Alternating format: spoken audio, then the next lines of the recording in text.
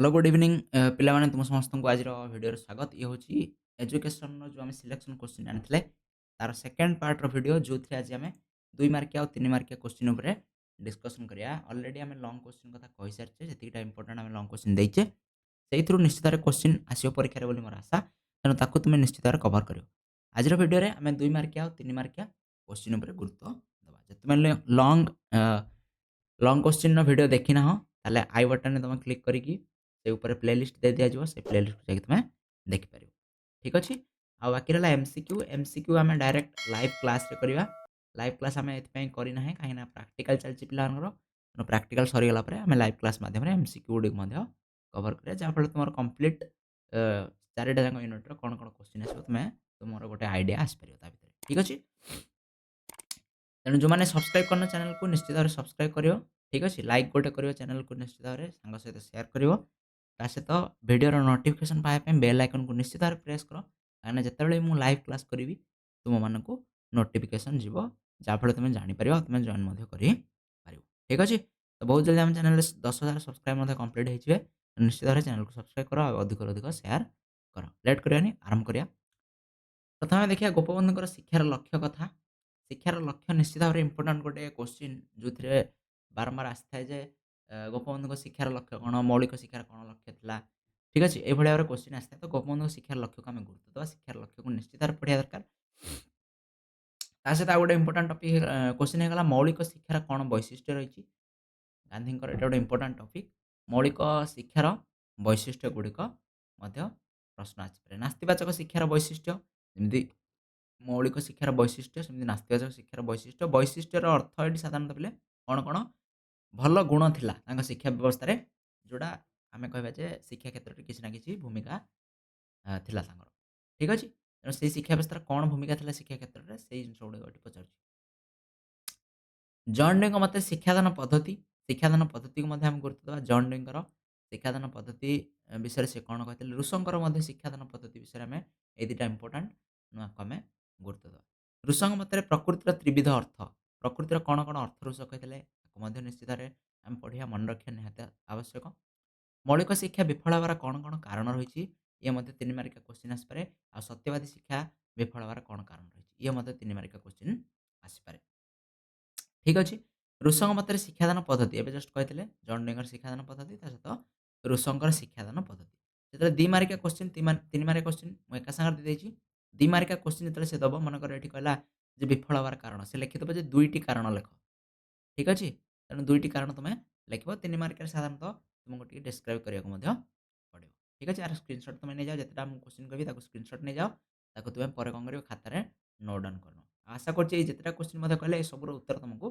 आसूथ next question देखिए अरविंद मत शिक्षादान कौन कौन पद्धति था अरविंद मत शिक्षादान पद्धति जो 3टी से कहते आम गुरुत्व देवा मौलिक शिक्षार लक्ष्य गुड़िक कथा जस्ट कहते मौलिक शिक्षार जो 2 प्रकार लक्ष्य रहा गोटे चिंतन और गोटे अंतिम लक्ष्य आम गुरुत्व देवा गांधी अनुसार कौन कौन लक्ष्य था पढ़िया पूर्णांग शिक्षार कौन लक्ष्य था पुणी अरविंद विषय आसला पूर्णांग शिक्षार कौन लक्ष्य तो लक्ष्य को आम निर्दिष्ट भाव में मन रखा निहत दरकार सब शिक्षाविद मान कौन कौन लक्ष्य था शिक्षा को नेक्स्ट सेकेंड यूनिट को जब आम जा शिक्षण वैशिष्ट्य कौन ये गोटे इंपोर्टाट क्वेश्चन बारंबार ये क्वेश्चन पचरा जाइए लंग टाइप हो कि सर्ट क्वेश्चन हो पचरा जाइए शिक्षण को प्रभावित करता 3टी कारण बा कारक बोली आम साधारणतः कही था कौन कौन कारक शिक्षण को प्रभावित करते से जो शारीरिक मानसिक ये सब कारण भितर कौन कौन आसगुड़ी आम निहत भाव मन रखा दरकार थर्नडाइंगर 3टी नियम ठीक अच्छे थर्नडाइंगर 3टी नियम आ सेगुड़िकर शिक्षागत उपयोगिता आम आपको निश्चित भाव मन रखा 3टा जाक नियम निश्चित भाव इंपोर्टाट कौन कौन नियम रही आमर से नियम गुड़िकर कौन शिक्षागत शिक्षा क्षेत्र में कौन उपयोगिता रही ये इंपोर्टाट नेक्स्ट आम कह अंतर्दृष्टि शिक्षण शिक्षागत निहितार्थ गुड़िक लेख कौन कौन शिक्षागत उपयोगिता रही अंतर्दृष्टि तत्व ठीक अच्छे आपको आम मन रखा शिक्षण और परिपक्वता मध्य पार्थक्य कौन रही गोटे इंपोर्टाट टपिक एटा गोटे इंपोर्टाट क्वेश्चन शिक्षण कौन आ परिपक्वता कौन आ भर डिफरेन्सटा आमको जना दरकार जो तुमको जना ना निश्चित भाव में आर क्वेश्चन आंसर नहीं आस जो मैंने चाहते यार आंसर आम नहीं आसवा से निश्चित भाव कमेंट कर यार आमको आंसर दरकार जब आंसर दरकार निश्चित भाव में कवर करें अभिप्रेरण प्रकार भेद विषय लेख अभिप्रेरण केते प्रकार कौन कौन आ कौटा के कहुए तार उदाहरण आपको मन रखा नेक्स्ट ला अभिप्रेरण दंड ଆଉ ପୁରସ୍କାରର କ'ଣ ଭୂମିକା ରହିଛି ତାକୁ ଦର୍ଶାଅ। ଏଇ ଯୋଉ କୌଶଳ ଗୁଡ଼ିକ ରହିଲା ଦଣ୍ଡ ଆଉ ପୁରସ୍କାର ବୁଝିହେଲା ନା ନାଇଁ? ତେଣୁ ଇଏ କ'ଣ ଆଉ ଆର କେମିତି ଭାବରେ ଏଇଟା ପିଲା ଭିତରେ ଅଭିପ୍ରେରଣ ସୃଷ୍ଟି କରେ ତାକୁ ମଧ୍ୟ ଆମେ ମନେ ରଖିବା। ଅନ୍ତଃ ଓ ବାହ୍ୟ ଅଭିପ୍ରେରଣ ମଧ୍ୟରେ ପାର୍ଥକ୍ୟ ଦର୍ଶାଅ। ପାର୍ଥକ୍ୟ ବେଳେବେଳେ ପଚାରିଦିଏ ଯେ ଅନ୍ତଃ ଅଭିପ୍ରେରଣ ଆଉ ବାହ୍ୟ ଅଭିପ୍ରେରଣ ଆ ଭିତରେ କ'ଣ ପାର୍ଥକ୍ୟ ରହିଛି? କ'ଣ ଡିଫରେନ୍ସ ରହିଛି? ନେକ୍ସଟ ହଉଛି ଅଭିପ୍ରେରଣାର କାର୍ଯ୍ୟଗୁଡ଼ିକ କ'ଣ, କ'ଣ କାର୍ଯ୍ୟ ଅଛି ଅଭିପ୍ରେରଣାର ତାକୁ ମଧ୍ୟ ଆମେ ମନେ ରଖିବା। ତା ସହିତ ଜ୍ଞାନ ସଂଗଠନରେ ଶିକ୍ଷକଙ୍କର କ'ଣ ଭୂମିକା ରହିଛି? ଏ ଗୋଟେ ଇମ୍ପୋର୍ଟାଣ୍ଟ ଜିନିଷ ଯେ ଶିକ୍ଷକଙ୍କର କ'ଣ ଭୂମିକା ଜ୍ଞାନ ସଂଗଠନରେ? ଇଏ ମଧ୍ୟ ପରୀକ୍ଷାରେ ପଚାରିଥାଏ। ସଂରଚନାତ୍ମକ ଶିକ୍ଷଣର 2ଟି ବୈଶିଷ୍ଟ୍ୟ। ତେଣୁ ସଂରଚନାତ୍ମକ ଶିକ୍ଷଣ ଯାହା ଏଠି ଜ୍ଞାନ ସଂଗଠନ ସେୟା ସେମ୍ ଜିନିଷ ଏଥିରେ କନଫ୍ୟୁଜନ୍ ରହିବ ନାହିଁ। ତେଣୁ ଆର କ'ଣ, କ'ଣ ବୈଶିଷ୍ଟ୍ୟ ରହିଛି ତାକୁ ମଧ୍ୟ ପଚାରେ। ପର୍ଯ୍ୟବେକ୍ଷଣ ଶିକ୍ଷଣର ଉପାଦାନ ଗୁଡ଼ିକ। ସାଧାରଣତଃ ଏହି ଉପାଦାନକୁ ଏମିତି ପଚାରେ ଯେ ମନୋବିଜ୍ଞାନ ଦୃଷ୍ଟିକୋଣରୁ କ'ଣ, କ'ଣ ଉପାଦାନ ରହିଛି? ଠିକ୍ ଅଛି? ମନୋବୈଜ୍ଞାନିକ ଉପାଦାନ କ'ଣ, କ'ଣ ରହିଛି? ପର୍ଯ୍ୟବେକ୍ଷଣ ଶିକ୍ଷଣର ଏ ମଧ୍ୟ କୋଶ୍ଚିନ୍ ଆସିଥାଏ। ଶିକ୍ଷାର ସାର୍ବଜନୀନକରଣର ଉପାଦାନ ଆଉ ତାର ଦିଗ ଗୁଡ଼ିକ। ଠିକ୍ ଅଛି? କ'ଣ, କ'ଣ ଉପାଦାନ ରହିଛି ଯୋଉ 5ଟି ସ୍ତର ରହିଛି ସାର୍ବଜନୀନକରଣ ପାଇଁ ସେଇଗୁଡ଼ିକ ଏଠି ପଚରାଯାଇଛି। ତେଣୁ ତାକୁ ଆମେ ମନେ ରଖିବା। ଶିକ୍ଷାର ସାର୍ବଜନୀନକରଣରେ ଶିକ୍ଷକଙ୍କର କ'ଣ ଭୂମିକା ରହିଛି? ଇଏ ହେଉଛି ଗୋଟେ ଇମ୍ପୋର୍ଟାଣ୍ଟ ଯେ ଶିକ୍ଷକଙ୍କର କ'ଣ ଭୂମିକା ରହିଛି ଶିକ୍ଷାକୁ ସାର୍ବଜନୀନ କରିବା ପାଇଁ। ତା ସହିତ ଅପଚୟ ଆଉ ଆବଦ୍ଧତା। ଠିକ୍ ଅଛି? ଆର ଅର୍ଥ କ'ଣ? ଆଉ କେଉଁଭଳି ଭାବରେ କୋଉ କାରଣ ଯୋଗୁଁ ଇଏ ହେଇଥାଏ? ଇଏ ମଧ୍ୟ ଗୋଟେ କୋଶ୍ଚିନ୍ ଆସିପାରିବ।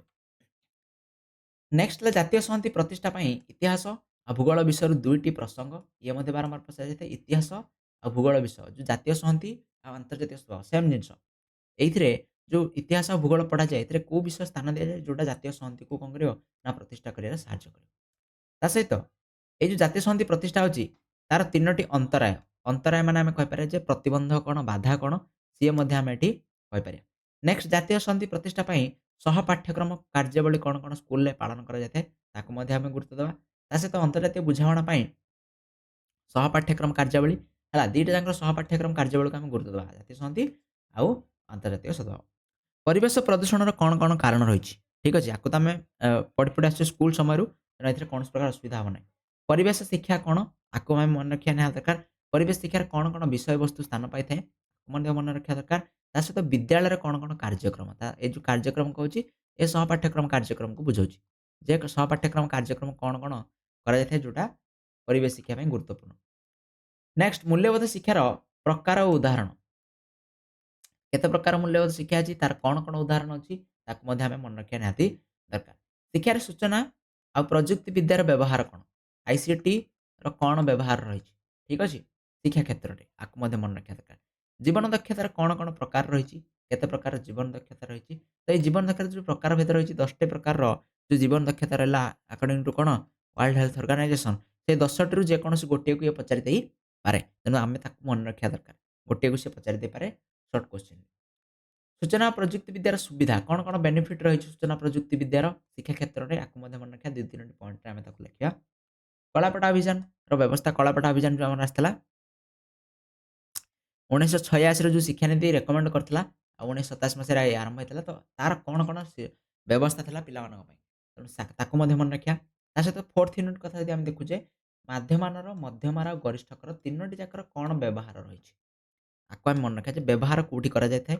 ତା ସହିତ ଆମେ କହିପାରିବା ପାଇ ଚାର୍ଟ କ'ଣ, ହିଷ୍ଟୋଗ୍ରାଫ କ'ଣ, ଆଉ ଆମର କ'ଣ ପଲିଗନ୍ କ'ଣ, ଫ୍ରିକ୍ୱେନ୍ସି ପଲିଗନ୍ ଏଇ ସବୁ ଜିନିଷକୁ ଆମେ ମନେ ରଖିବା ଯେ ଏଇଗୁଡ଼ା କ'ଣ? ଏଇ କୋଶ୍ଚିନ୍ ଆସିବା ଆରମ୍ଭ ହେଲାଣି। ପୂର୍ବ ବର୍ଷ ଏଇ କୋଶ୍ଚିନ୍ ଆସିଥିଲା। ତେଣୁ ଏଇ ବର୍ଷ ମଧ୍ୟ ଆସିବାର ସମ୍ଭାବନା ରହିଛି। ଠିକ୍ ଅଛି? ପୌନଃପୁନ୍ୟ ବିତରଣ ସାରଣୀର କ'ଣ ଗୁରୁତ୍ୱ ଅଛି? କ'ଣ ଗୁରୁତ୍ୱ? କାହିଁକି ଆମେ ପୌନଃପୁନ୍ୟ ବିତରଣ ସାରଣୀ ତିଆରି କରୁଛେ? ଠିକ୍ ଅଛି? ଆକୁ ମଧ୍ୟ ମନେ ରଖିବା। ତା ସହିତ ମାଧ୍ୟମାନ, ମଧ୍ୟମ ଆଉ ଗରିଷ୍ଠକର କ'ଣ, କ'ଣ ବେନିଫିଟ୍ସ ରହିଛି? ଠିକ୍ ଅଛି? ଏଇସବୁ କୋଶ୍ଚିନ୍ ଆସିପାରେ। ତା ସହିତ ଗରିଷ୍ଠକ ନିର୍ଣ୍ଣୟ କର। 2ଟି ଡାଟା ଦେଇଥିବ ଯେମିତି ମନେକର କହିବା ଆମେ ଯେ ମିନ୍ ହଉଛି 22 ହେଲା, ମିଡିଆନ୍ ହଉଛି 24 ତାହେଲେ ଆମକୁ କ'ଣ ନିର୍ଣ୍ଣୟ କରିବାର ଅଛି? ଗରିଷ୍ଠକ ନିର୍ଣ୍ଣୟ କରିବାର ଅଛି। ତ ଏମିତି ଗୋଟେ କୋଶ୍ଚିନ୍ ଆସିଥାଏ 3 ମାର୍କିଆ ସାଧାରଣତଃ 2 ମାର୍କିଆ। ତ ମ୍ୟାଥ୍ ମଧ୍ୟ ଆସିବ 2-3 ମାର୍କିଆରେ। ଇଏ ମଧ୍ୟ କୋଶ୍ଚିନ୍ ଆସିପାରିବ। ତ ଏଇଭଳି ଭାବରେ କିଛିଟା କୋଶ୍ଚିନ୍ ରହିଲା। ଆଶା କରୁଛି ସମସ୍ତେ ସ୍କ୍ରିନଶଟ୍ ନେଇଯାଇଥିବ। ଯଦି ନେଇନାହଁ ତାହେଲେ ପୂର୍ବରୁ ଯାଇକି ଭିଡ଼ିଓର ସ୍କ୍ରିନଶଟ୍ ନେଇଯାଅ। ତାକୁ ନୋଟ୍ ନିଶ୍ଚିତ ଭାବରେ କରିଦିଅ, ଖାତାରେ ଲେଖିନିଅ। ଠିକ୍ ଅଛି? ଯାହାଫଳରେ ତୁମକୁ ସବୁ ଜିନିଷ ସୁବିଧା ହେବ। ଯଦି ଭଲ ଲାଗିଲା ନିଶ୍ଚିତ ଭାବରେ ଗୋଟେ ଲାଇକ୍ କର, ସେୟାର କର ଭିଡ଼ିଓଟିକୁ, ତା ସହିତ ଚ୍ୟାନେଲକୁ ସବସ୍କ୍ରାଇବ୍ କର। ଆଉ ଗୋଟେ ଭିଡ଼ିଓରେ ଆମେ ଦେଖା ହବା। ଯୋଉମାନଙ୍କୁ ଆର ଉତ୍ତର ଦରକାର ନିଶ୍ଚିତ ଭାବରେ କମେଣ୍ଟ ଡାଉନ୍ କର। ଆମେ ନିଶ୍ଚିତ ଭାବରେ ଗୋଟେ ଲାଇଭ୍ କ୍ଲାସ୍‌ରେ ଏଇ ସବୁ ପ୍ରଶ୍ନର ଉତ୍ତରକୁ ଆମେ ନିଶ୍ଚିତ ଭାବରେ କୋଶ୍ଚିନ୍ ଆନ୍ସର ମାଧ୍ୟମରେ ଆଣିବାକୁ ଚେଷ୍ଟା କରିବା। ଠିକ୍ ଅଛି? ତା ସହିତ ଏମସିକ୍ୟୁ ଯେମିତି କହିଲି ମୁଁ ଷ୍ଟାର୍ଟିଂରେ ଯେ ଏମସିକ୍ୟୁର କ୍ଲାସ୍ ମଧ୍ୟ ଆମେ ଲାଇଭ୍ କ୍ଲାସ୍ ମାଧ୍ୟମରେ କରିବା ୱାନ୍ସ ଆମର ପ୍ରାକ୍ଟିକାଲ୍ ସରିଗଲା ପରେ। ବହୁତ ବହୁତ ଧନ୍ୟବାଦ ଯେଉଁମାନେ ଦେଖିଲେ ଭିଡ଼ିଓଟିକୁ ଲାଷ୍ଟ ପର୍ଯ୍ୟନ୍ତ। ନିଶ୍ଚିତ ଭାବରେ ଚ୍ୟାନେଲକୁ ସବସ୍କ୍ରାଇବ୍ କର, ଲାଇକ୍ କର ଆଉ ସେୟାର କର। ଦେଖା ହେବା ନେକ୍ସଟ କ୍ଲାସ୍‌ରେ।